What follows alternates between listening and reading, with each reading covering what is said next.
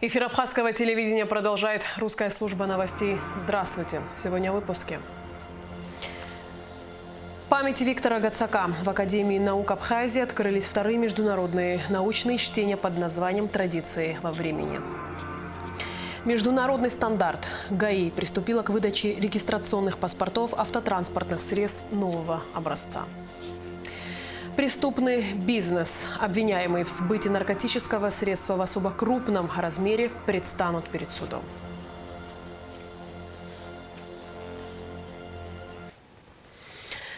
Указом президента Абхазии Аслана Бжаня по согласованию с собранием Гагрского района главой администрации Гагрского района назначен Хагуш Юрий Львович. Другим указом президента по согласованию с собранием Ачамчирского района главой администрации Ачамчирского района назначен Беглава Беслан Владимирович. На площадке Академии наук Абхазии открылись вторые международные научные чтения под названием «Традиции во времени», посвященные памяти российского фольклориста Виктора Гацака. Для участия в чтениях в Абхазию приехали десятки ученых из разных уголков мира. К коллегам присоединилась и группа ученых в режиме онлайн. О первом дне работы научного форума в репортаже Эсмы Гуланзе. Виктор Гацак – известный советский и российский фольклорист, исследователь традиционной культуры народов России и Восточной Европы. Среди абхазских фольклористов зрелого поколения, окончивших аспирантуру в Институте мировой литературы имени Горького РАН, трое учеников Гацака. Кроме того, благодаря богатым традициям народного творчества, наша страна занимает особую нишу в международной фольклористике. Именно поэтому выбор Абхазии для проведения мероприятия не случайен. Виктор Гацак связан с Абхазией несколькими узами. Близко знал представителей старшего поколения абхазских фольклористов Шоту Салакая, Артура Аншба и Владимира Агрба. В 1963 году приезжал в Сухум на всесоюзную конференцию, посвященную проблемам изучения нардского эпоса народов Кавказа. Не сомневаюсь, что ученики Виктора Михайловича Гацака, ученики его учеников и другие исследователи будут сохранять и развивать наследие выдающегося ученого. И научные чтения памяти нашего учителя станут благоприятной площадкой для встреч и обсуждений современных вопросов фольклористики и антропологии. Советник президента Абхазии по вопросам культуры и науки Нугзар Логу зачитал участникам научного форума приветствие от имени президента Аслана Бжания. Проведение этого форума имеет большое значение для нашей страны. Это возможность для представителей молодого поколения глубже узнать и собственные духовные ценности, осмыслить роль нашего народа в многоголосном хоре мировой цивилизации. Мы гордимся, что у нас сохранились, ширится и развивается фольклористическая школа. Особенно приятно, что в программе чтений заявлены доклады молодых абхазских ученых. Руководство Абхазии выступает за проведение подобного рода научных мероприятий, так как они способствуют обмену опытом и укреплению научных связей. Чтения объединили около 50 ученых из разных уголков мира. Немало учеников и последователей Виктора Гацака специально приехали на мероприятие. Другие присоединились к коллегам в режиме онлайн. Виктор Михайлович – это особая история. Целая такая история. Вы знаете, вот сухие цифры ничего не говорят. 23 кандидата наук подготовлено, 11 докторских диссертаций. На самом деле я работал с Виктором Михайловичем еще и в Высшей аттестационной комиссии Советского Союза.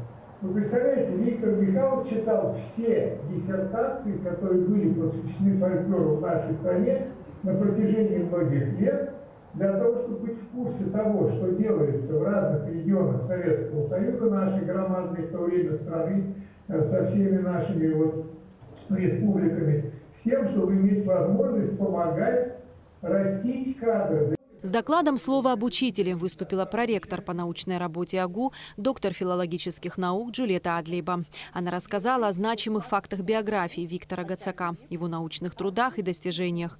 Кроме того, Джульетта Адлейба поделилась личными воспоминаниями о своем педагоге. Поступая в аспирантуру ИМЛИ, я признаюсь, в 1997 году я не очень много думала о фольклоре и что это такое вообще.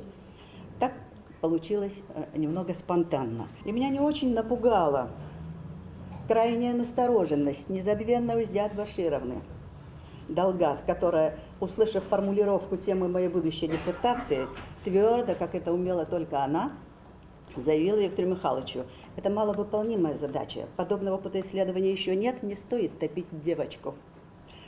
А Виктор Михайлович невозмутимо ей возразил: об этом мы поговорим, когда работа ляжет на стол.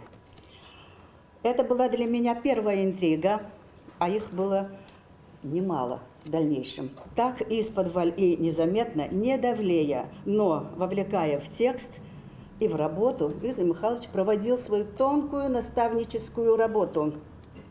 И мир волшебной сказки, вовсе не отрицавший, своеобразно дополнивший предыдущие интересы, меня увлек, и увлек надолго. Еще один ученик ГЦК, Зураб Джапуа, выступил с докладом, посвященным текстологии фольклора в Центре нартоведения и полевой фольклористики при АГУ. Несколько докладов были посвящены понятию этнопоэтические константы, которые сам Виктор Гацак определял как сюжетно-повествовательные координаты фольклорного мира в текстовом воплощении – вербальном, музыкальном, обрядовом и предметном. Мой доклад приурочен тоже, как-то привязан к главной теории Гацака – это этнопоэтические константы. Я рассмотрела вот эти этнопоэтические константы Виктора Михайловича Гацака на материале мифолога героических песен, преданий остинского народа «Ом зортом зори, куцук-то куцуке».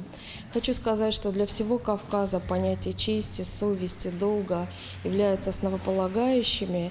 И мне кажется, эту традицию нужно продолжать. Она есть основа мировоззрения всех кавказских народов. Этнопоэтические константы, расспросы о роде племени и битва пир рассмотрела в своем докладе доктор филологических наук Татьяна Иванова. Топос «Битва как пир» или по-другому метафорический кулинарный код военного сражения в текстах 18-19 веков представлен в двух ситуациях.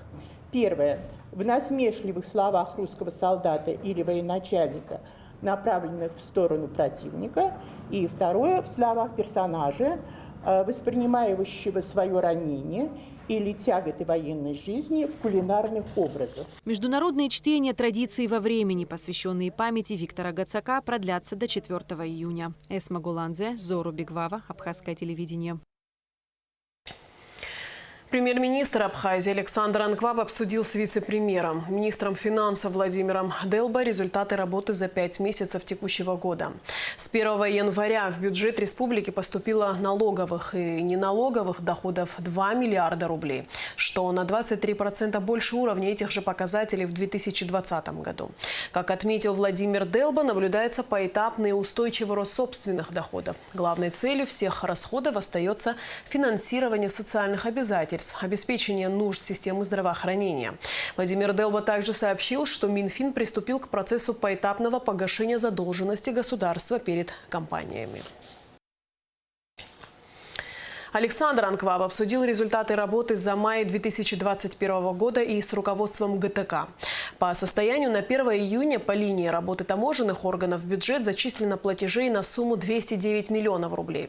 Исполнение плана составило 118%. За 5 месяцев текущего года таможенными органами при плане в 792 миллиона рублей начислено 927 миллионов рублей, 400 тысяч рублей. План за 5 месяцев выполнен на 117%.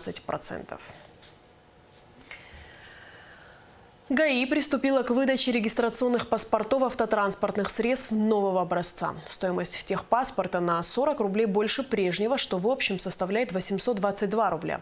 Чем отличаются новые документы и есть ли необходимость их обмена до истечения срока действия, узнавала Алика Трапш.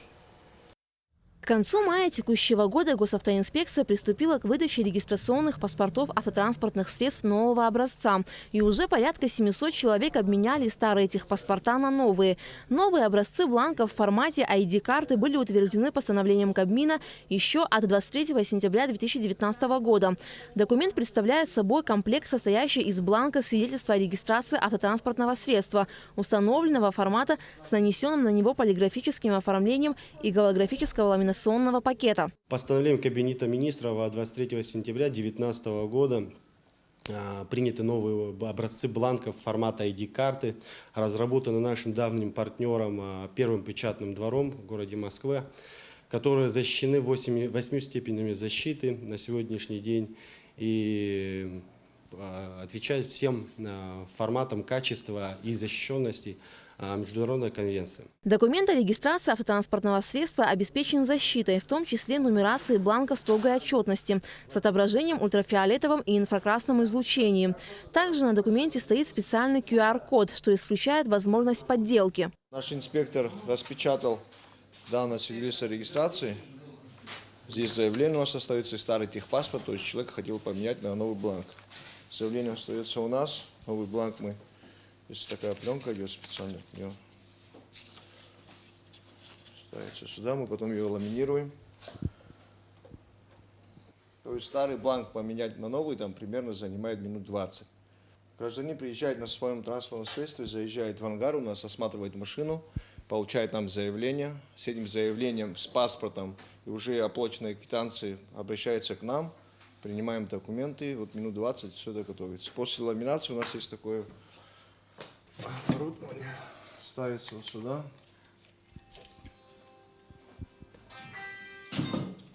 Разгружается.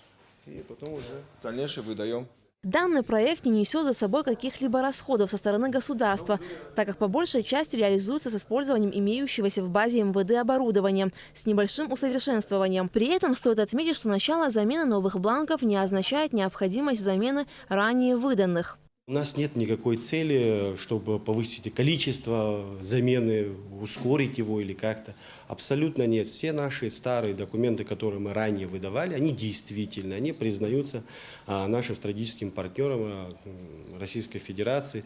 Все наши новые бланки также мы соответствующие документы подписали, ознакомительные для наших профилированных служб Российской Федерации, пограничного отряда Федеральной службы безопасности, таможенного комитета, Министерства внутренних дел России. Все документы действительны, и граждане, когда будут совершать замену водительского удостоверения в связи с его истечением или получать вновь после сдачи квалификационных экзаменов, они будут получать новые бланки. И если человеку удобно и не хочется совершать какие-то действия в отношении своего старого документа, который ему было выдано ранее управлением госавтоинспекции, никаких регистрационных действий, обязанностей никаких нет. В ближайшее время ГАИ приступит к выдаче водительских удостоверений. Права изменились не только внешне, обновилось их содержание в соответствии требованиям к национальному водительскому удостоверению, предусмотренным Международной конвенцией о дорожном движении. Алика Трапш, Тимур Гулгохи, Абхазское телевидение. Дело Размика Кищян и Дмитрия Культуриди, обвиняемых в незаконном приобретении, хранении, перевозке и сбыте наркотических средств в особо крупном размере, передано в суд. Подробности в репортаже пресс-службы МВД.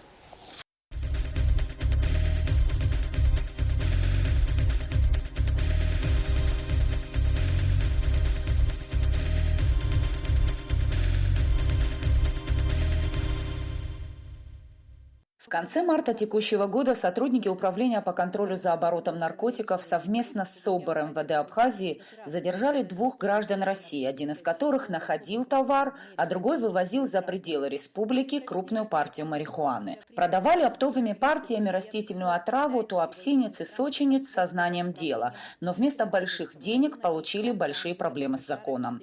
История до банальности проста. Устали трудиться и решили по-быстрому нажиться, продавая марихуану оптовыми партиями, так как легальный заработок не отвечал их завышенным требованиям.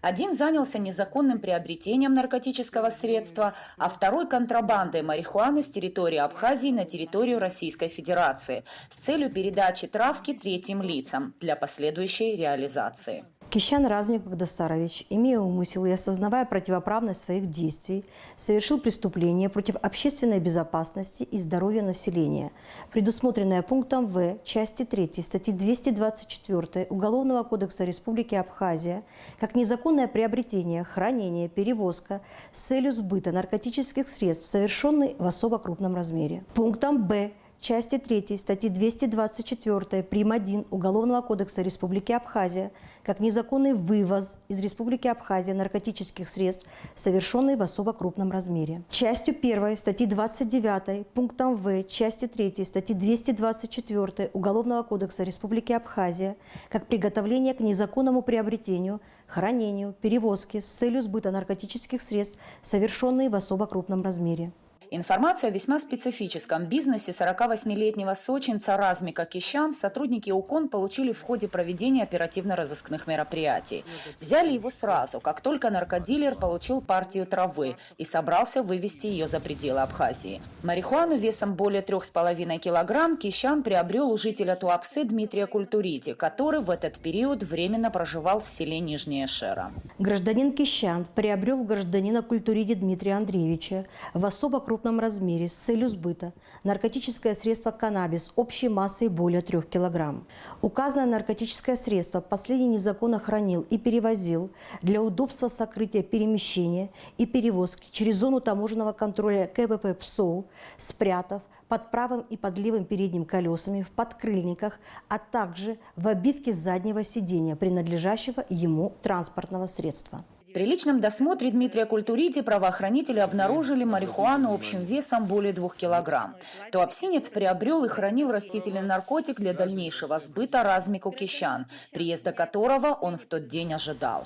Несмотря на неопровержимые доказательства совершенного преступления и первичные показания, в которых Размик Кищан подробно рассказал об оптовом закупе и дальнейшей продаже марихуаны, виновным в совершении преступления он себя не признает. Такой же тактики уйти от ответственности придерживается и Дмитрий Культуриди. Действия Культуриди Дмитрия квалифицируются по пункту В части 3 статьи 224 Уголовного кодекса Республики Абхазия как сбыт наркотических средств, совершенный в особо крупном размере.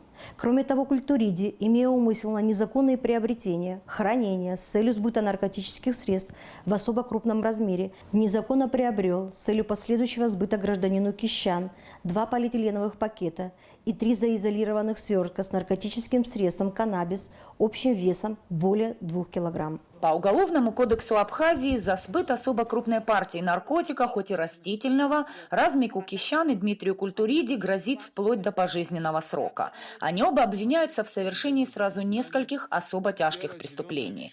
Процесс по делу Размика Кищан уже слушается в Гагарском районном суде.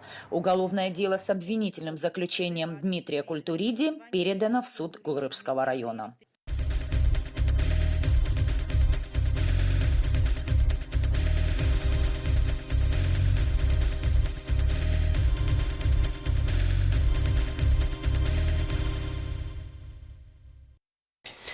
Продолжаем выпуск. Глава администрации Чемчирского района Беслан Бегвава принял победителей Международной студенческой олимпиады Леона Чкадова и Алхаса Гвинджия.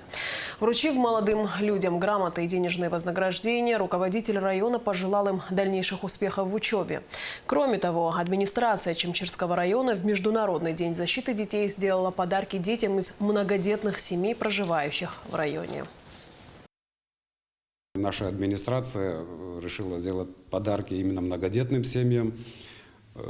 Более торжественно думали мы это сделать, но в связи с пандемией, в связи с такой ситуацией, которая сейчас происходит, будем адресно доводить подарки нашим детям, конечно же, благополучия, чтобы они всегда оставались с детьми, насколько это возможно, яркого, чистого неба, им побольше радостей. Родителям, конечно же, пожелать большого терпения в воспитании своих детей, благополучия и долгих-долгих лет.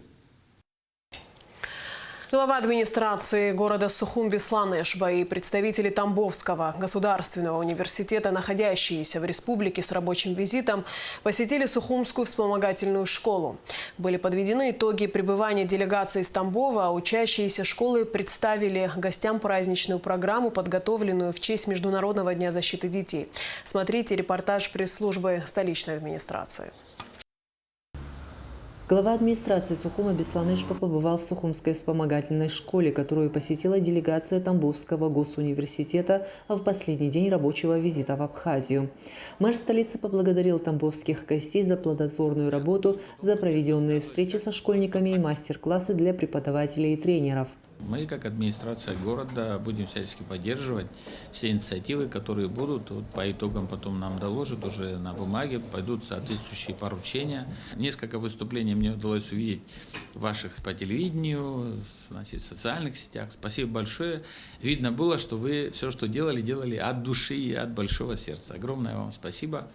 И надеемся и уверены в том, что будет сотрудничество продолжено. Спасибо.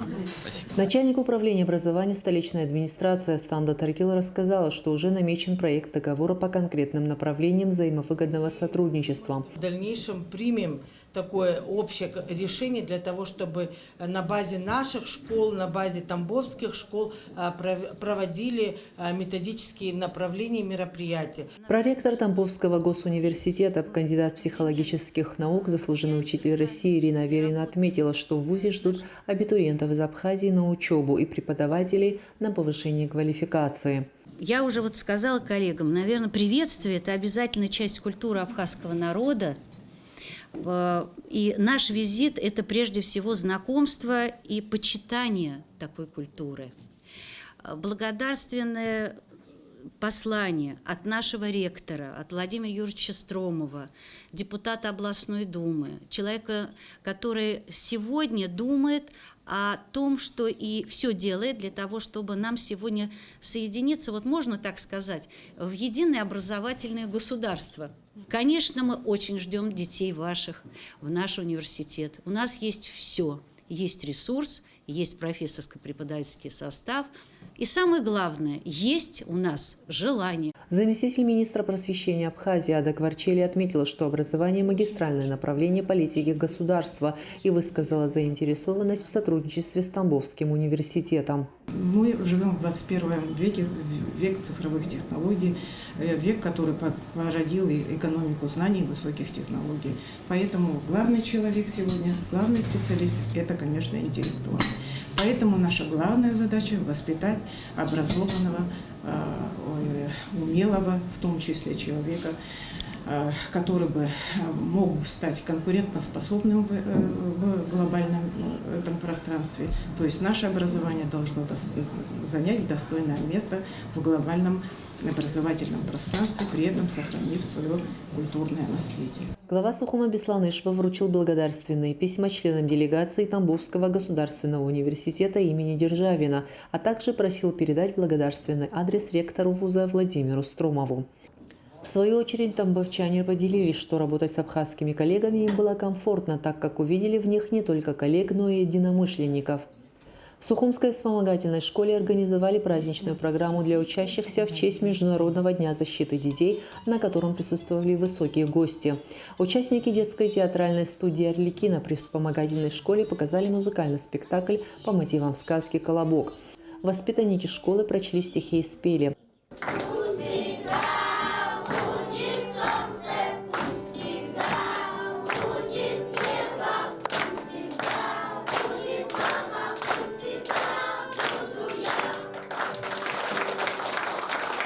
Вдохновившись исполнением песенных стихов, проректор Тамбовского университета Ирина Аверина связалась с финалистом проекта «Ты супер» Ваней Масленниковым, который передал слова приветствия и поддержки воспитанникам Сухумской школы.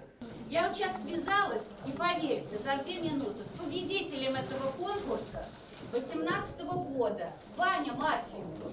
Он из нашего интерната, удивительный мальчишка, кто его слышит. Это мальчик из Уварова, из нашего интерната. И он мне написал: скажите всем, вы супер. Давайте.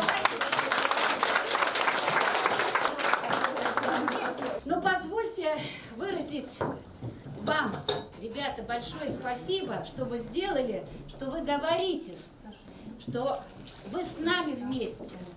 И мы хотим, давайте, чтобы вы пили из этих чашек. Держите. Быстренько встали со всех колясок.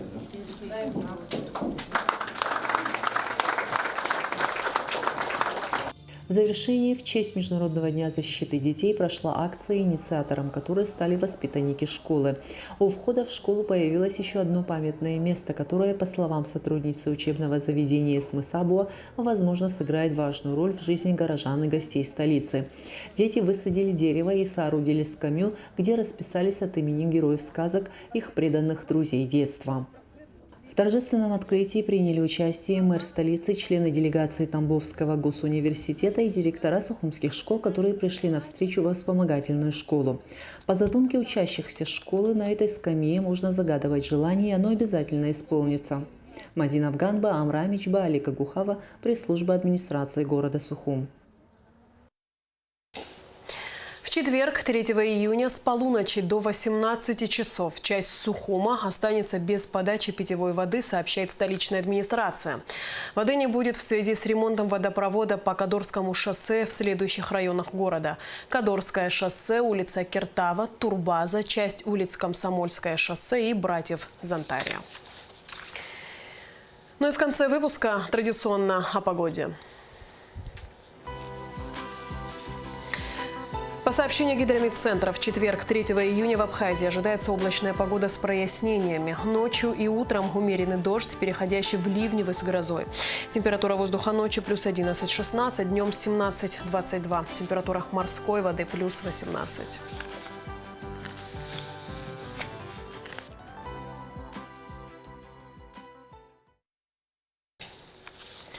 На этом наш выпуск завершен. Всего доброго и до встречи в эфире.